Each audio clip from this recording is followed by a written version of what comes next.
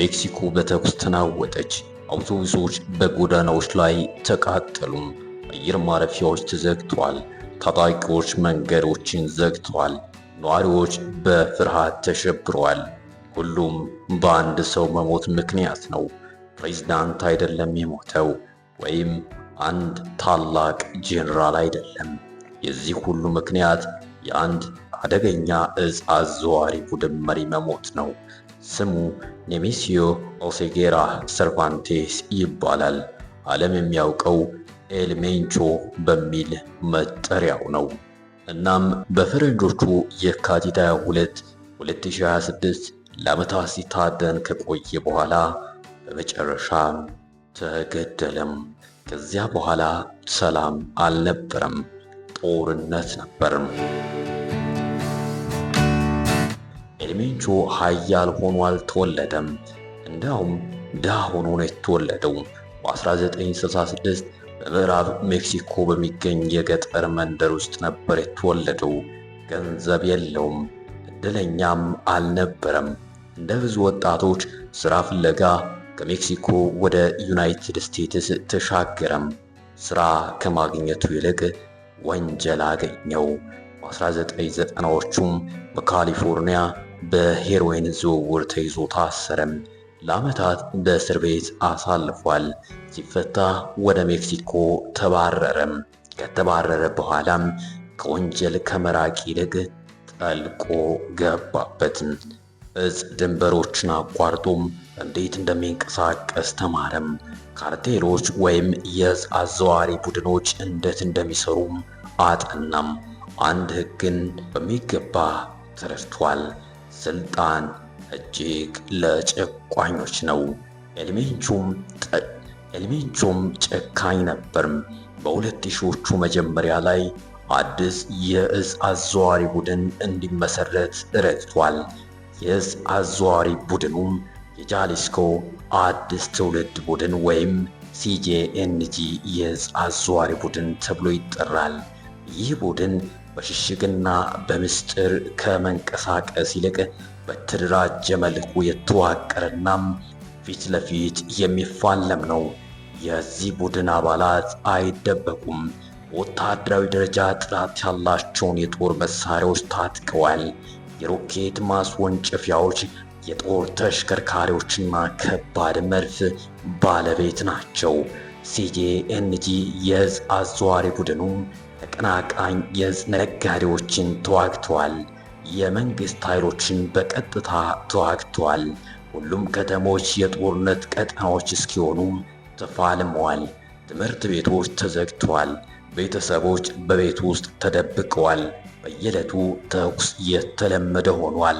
በኤል ሜንቾ ዘመን ሲጄኤንጂም ከ20 በላይ የሜክሲኮ ግዛቶች ውስጥ ተስፋፍቷል። በዚህም አላበቃም።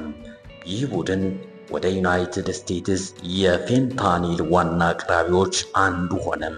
ይህ እጽ ብዙ ከተጠቀሙ በአንዴ ትንፋሽ ጸጥ የሚያደርግ ነው።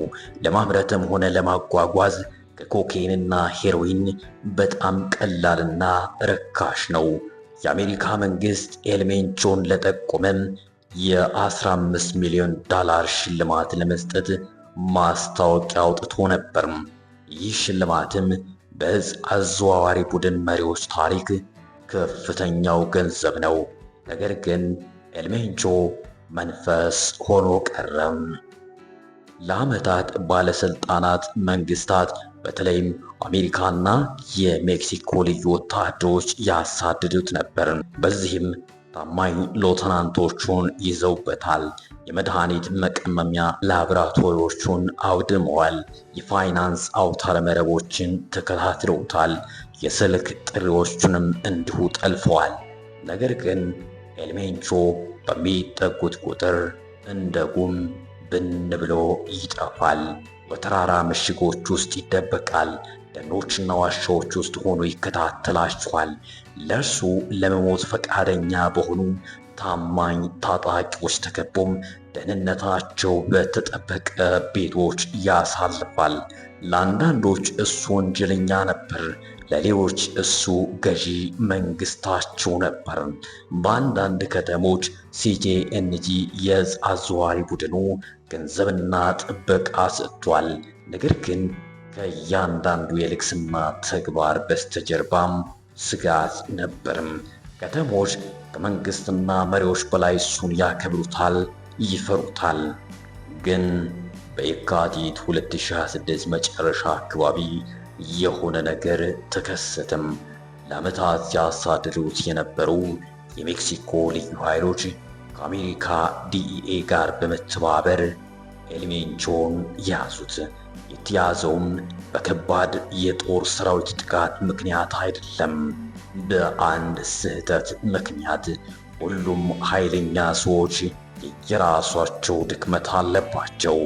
ወታደራዊ ኃይሉም ከእርሱ ጋር ቅርብ የሆነን ሰው እየተከታተለ ነበር። የኤልሜንቾን ጀነራል አይደለም የተከታተለው፣ ከፍተኛ አዛዥም አይደለም፣ የፍቅር ጓደኛውን ነበረ ሲከታተሉ የነበረው።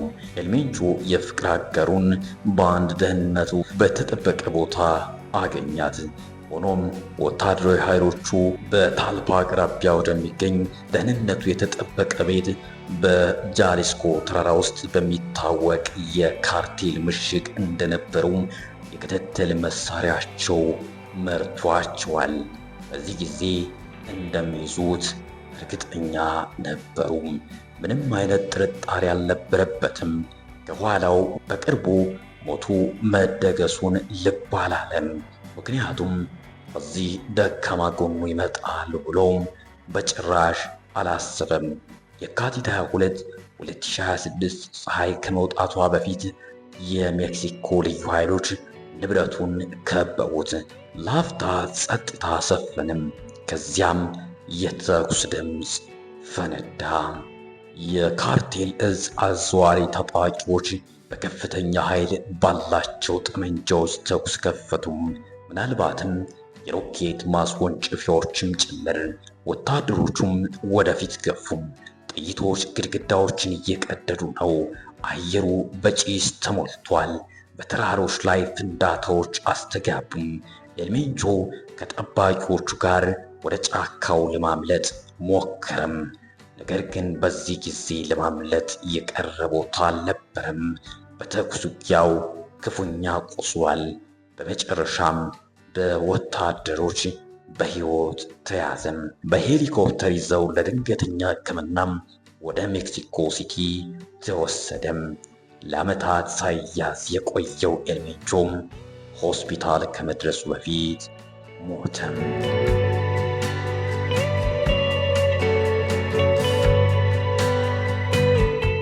ነገር ግን የእርሱ መሞት ሰላም አላመጣም፣ ትርምስ ፈጠረ እንጂም። ከ20 በላይ በሆኑ ግዛቶች ውስጥ ተሽከርካሪዎች በእሳት ተቃጠሉ፣ መንገዶች ተዘጉ፣ ታጣቂዎች በጸጥታ ኃይሎች ላይ ጥቃት ሰነዘሩ፣ አየር ማረፊያዎች ስራ ቆሙ። እንደ ፖርቶ ቫላርታ ባሉ የቱሪስት ከተሞች በረራዎች ሲሰረዙና ጭስ ሰማዩን ሲሞላ ድንጋጤ ተሰራጨም።